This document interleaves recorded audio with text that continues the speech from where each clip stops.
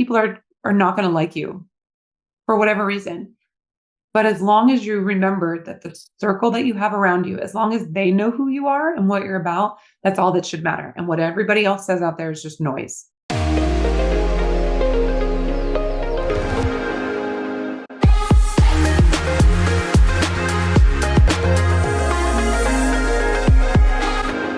Hello, and welcome to Holistic Ambition, where we talk with visionary leaders who are redefining what it means to be ambitious and successful. We cover ways you can live with more well-being, meaning, and fun in your career, business, and relationships. I'm your host, Stephanie Tomac, life coach for ambitious professionals and author of Confident Introvert. Today, we have Maggi Mayfield with us. She is an Austin, Texas-based musical parody comedian who has been featured at the Snow Comedy Festival, Ventura Comedy Festival, Plano Comedy Festival, and a U.S. comedy competition finalist. She's the co-creator of the Two Girls, One Truck comedy tour, helping bring supplies in need to victims of natural disasters, and the creator of the nationally franchised The Challenge Mike show.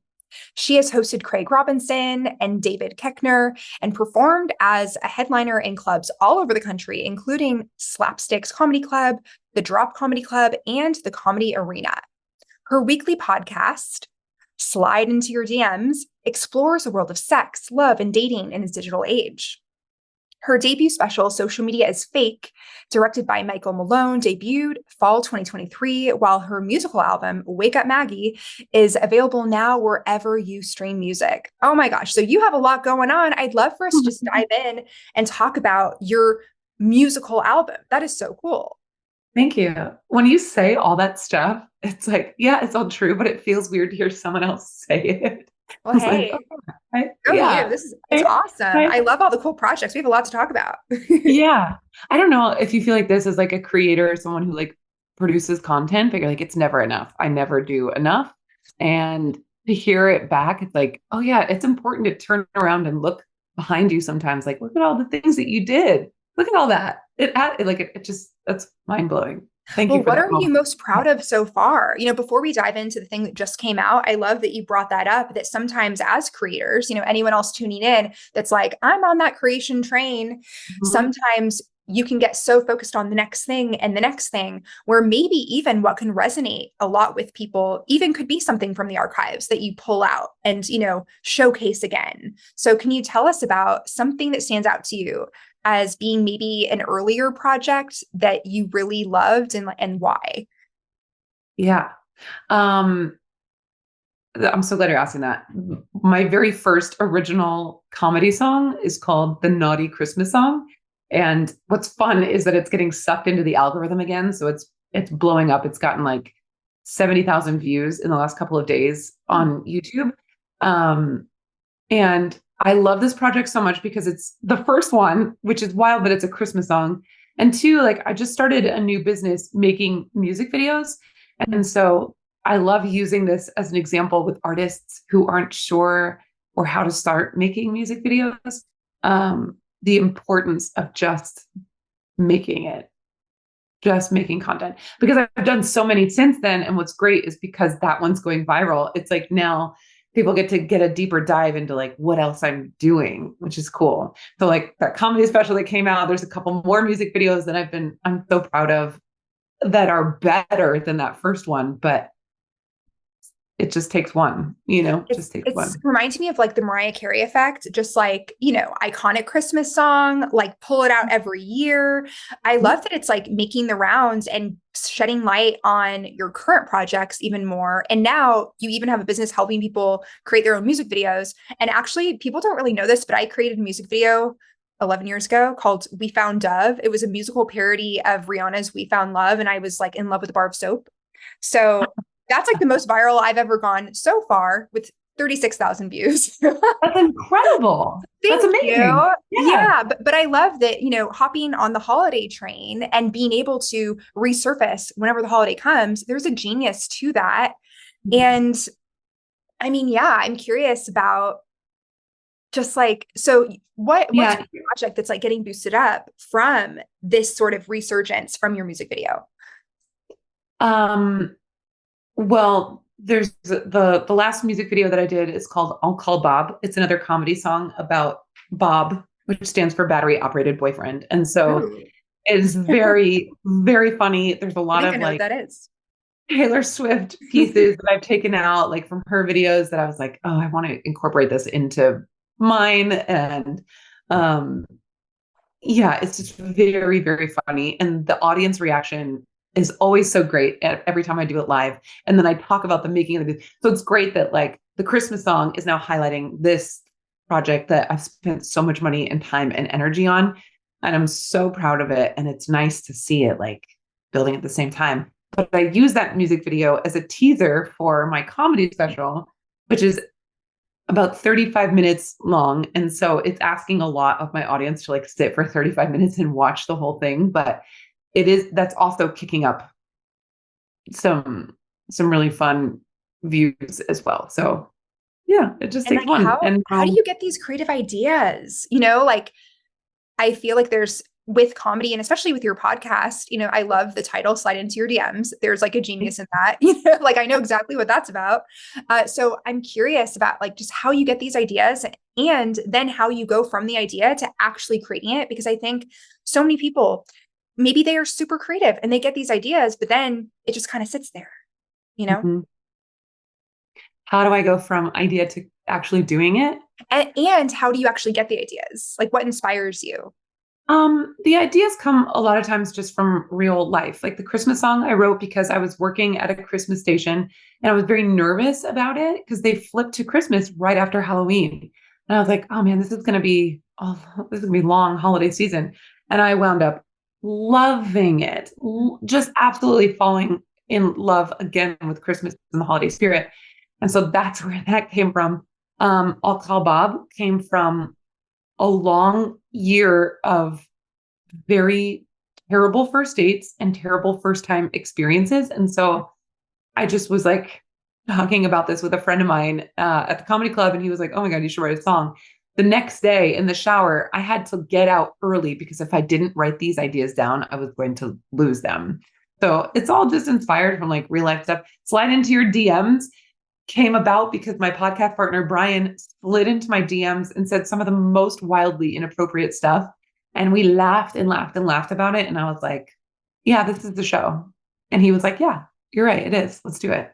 So, yeah, So that's that's how it. you met your podcast host in your DMs.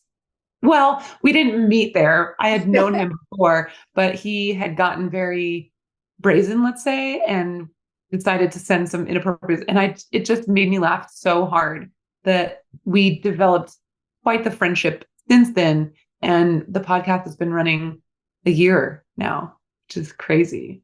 Wow. And are you doing every week or what's your cadence? Yeah, every week. We did take some time off this summer because we were transitioning, and now we get to record at the Creek in the Cave Studios, which is so cool. It's the first club that opened up during COVID here in Austin, Texas, and so I just it feels so blessed and lucky to be able to work with Brian McDuffie and then our producer Brandon Lejean, all with the support of the club, which is And what is the unreal. club called for those in Austin? The Creek in the Cave. The Creek in Creek the in the Cave. Cave. Yeah. Awesome. And, I'm seeing such a theme in the work that you create. So, social media is fake. So, can you Yeah. tell us a bit about that? Because that just came out. So, that is kind of like your most recent brain baby, so to speak. So, I'm curious, a lot of this has to do with like social media, DMs, and yeah, like how did that come about? And can you let us know, like, what do you mean by that? Social media is fake.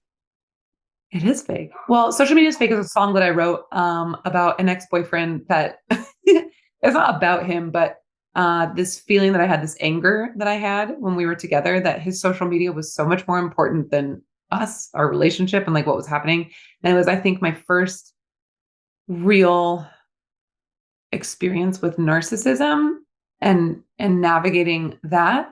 Um, And so it was my way to kind of like make fun of this idea. Like we put so much, I was turning my pain into hopefully making it so that people realize like we need to stop comparing our front stage, which is Instagram, with our backstage, right? Because like everything I post online, yeah, it looks great, but it's a tool to help me promote the work that I'm doing. But backstage, like I have terrible days. There are days that are like I'm crying. There are days where I don't want to get out of bed. There are days where today. I was like, oh, I have so much work to do, but like exhausted. So Glad you're here.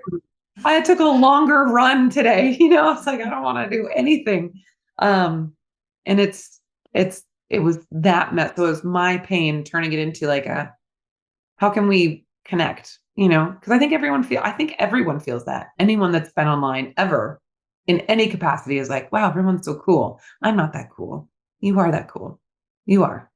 They just know how to do lighting and angles and how often to post. And yeah, that's it. So I just found a theme in all of my jokes and songs that I wrote, and it turned into this musical comedy special called Social Media is Fake. So I'm really proud of it. Really, really proud of it. So is this on YouTube or where can people find that? Yeah, that's on YouTube and on Amazon Prime. Awesome. Yeah. I mean, it's one of those things, especially with, I know, Bo Burnham and other comedians in your space are creating more content about content. And it's like, hey, let's just take a step back and realize the filters, the airbrushing, the Photoshop, Mm-hmm. and if you're comparing yourself to a model, you might want to, not do that or take a step back, be like, hold on, what's going on Yeah, here? yeah. And so I think it's great that you're seeking to transmute your pain, being in a relationship where someone wasn't present and they were more present with social media. So actually, can you speak more about that? And when it comes to presence Mm-hmm. versus being sucked into social, because, as a comedian who's very public, like you have a social media presence. So how do you balance I don't know. that? I don't know sometimes. I really have to tell myself like um in the morning you get to look at the time and then that's it. And then I keep it on do not disturb until I've gone through like journaling and yoga, the workout, hanging out with the dog, getting ready for the day, and then you're allowed to turn it on. And sometimes that's an hour and sometimes that's 3.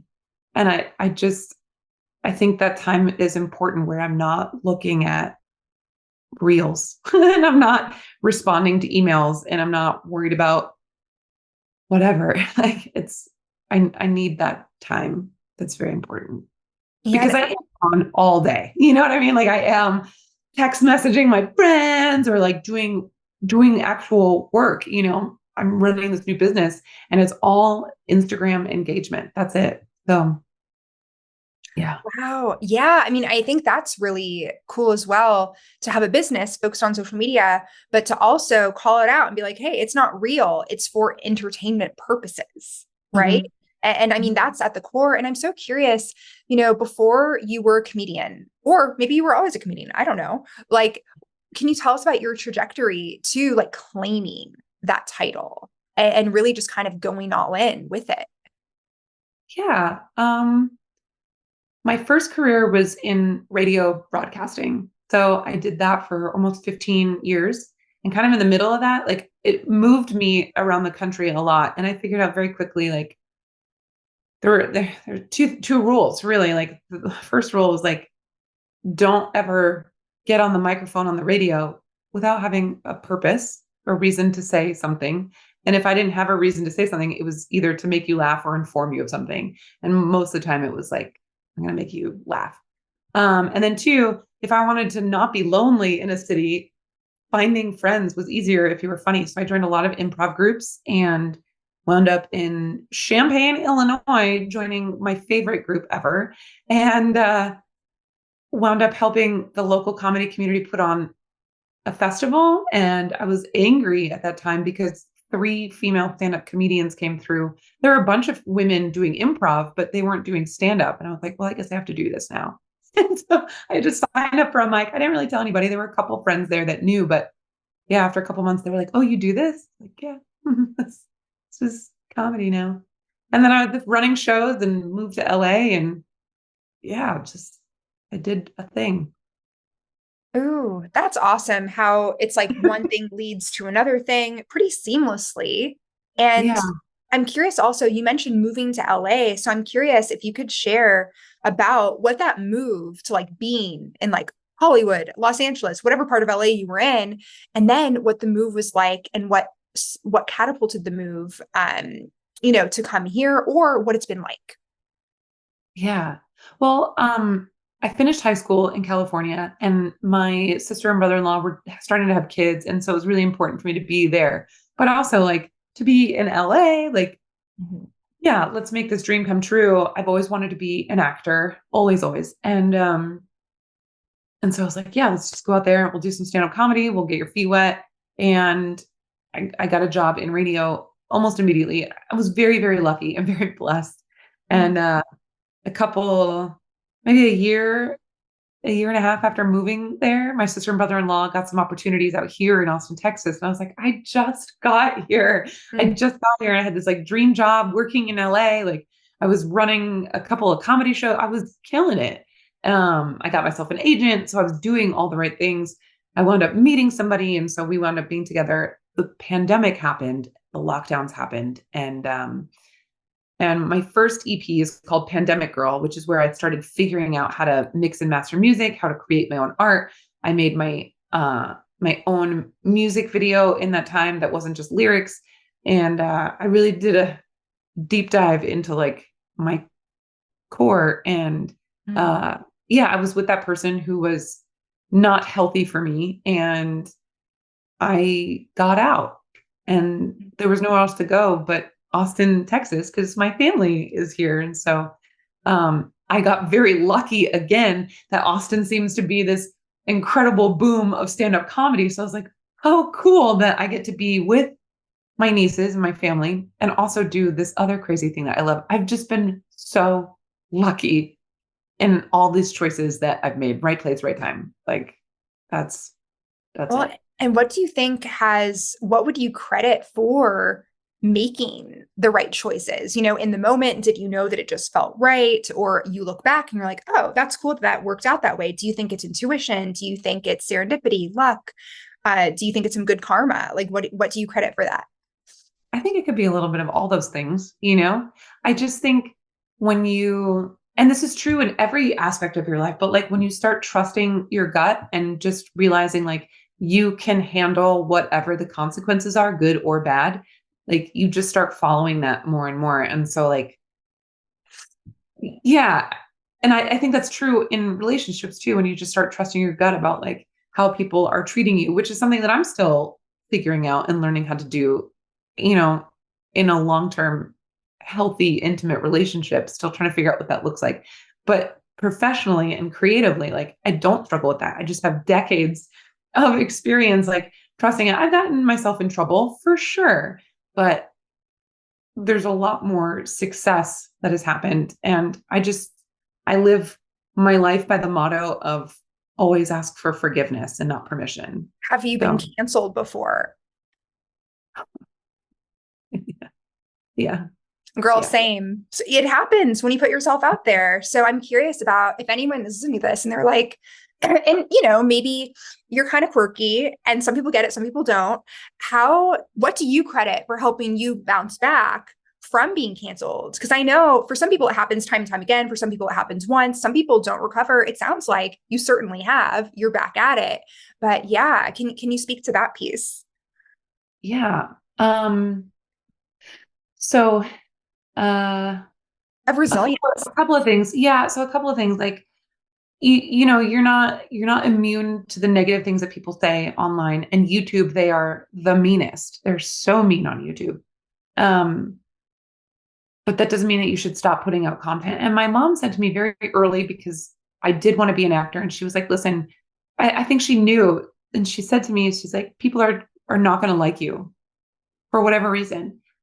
But as long as you remember that the circle that you have around you, as long as they know who you are and what you're about, that's all that should matter. And what everybody else says out there is just noise. So you just keep that circle small and close and tight. And she's right. And social media is fake. The entire um special, the musical comedy special, was born out of a time last year in 2022 when I was the most depressed I'd ever been. I Something happens called post-tour depression. So I was gone for the entire month of July. I got back, you're on the road and you're living your dreams and like you're meeting your fans and then you're doing laundry at home. It's a weird come down. I also was dating this guy that I definitely think I could have been in love with him we weren't together that long to get there, but I really liked him and we broke up. And then a friend of mine, a colleague of mine, from college of like 12 years, started cyberbullying me and trying to get me canceled online. And so August of 2022, I was not sure I was going to make it to my birthday in September. I really didn't think. I didn't see how that was possible. And having those few people, and honestly, a therapist that was like, listen, your brain is just imbalanced. Give it time. It'll regulate. It'll come back. And just staying patient and staying inside and like off of social media as much as possible. I wound up going to Edinburgh Fringe Festival late in August, and consuming that much art was so humbling and inspiring. And I was like, oh yeah, it's time to make a special. And so I knew it was going to be called Social Media is Fake. And then from there, it just gave me a focus and a reason to keep going. And so got in touch with Michael Malone, and he was excited about the project. And I'm so blessed. He was so great in helping me like tone it down and really flesh out some parts of that. And yeah, I took the scariest time of my life and turned it into Social Media is Fake. So, and I love, there are so many things here that I'd like to highlight where it's kind of being in that dark place of uncertainty and being like, can I get out of this? Like, will I get out of this? And really having those serious contemplations, and then having that support system, I think, is so key. I know that there are some people that are, public people who maybe can work on boundaries, can work on actually having close relationships instead of being like the popular person for now, right? That has many friends. It's so important to actually know who has your back, who's going to be there through thick and thin, who you can actually trust. Yeah. Yeah. And to have this idea, you knew the name, and then being so inspired by other people's art cross-functionally. It wasn't even another comedian. It's going to this art festival. And so, I mean, any, person who's artistic listening to this now, you don't even need to just consume your flavor of art. Just go out there and consume art, period. And then, I'm curious about that creative process of being inspired. And I know it can be hard to articulate sometimes, but, can you tell us about a time that you felt most inspired to create, let's say, even like a small portion of Social Media is Fake? A time that I felt inspired to create part of that? Like maybe a song, or maybe so basically illustrating just an instance of how you experienced being inspired and creating action and a result, like art from that. Yeah. I met Janine Garofalo while we were in Scotland for this festival, and she was a very good friend of my old podcast partner, who kind of came up in the David Cross comedy scene in Boston. And I was very fortunate to be able to name drop him because we saw that she was there. And my friend and I at the time, we stayed after the show to talk to her. And I said, Janine, I'm so happy to meet you. Thank you for what you did. Like, I loved watching her do stand-up comedy, and to name drop that. And you could see her eyes just like light up like, oh yeah, I remember this time, transported back to the 90s when like she was coming up in stand-up comedy.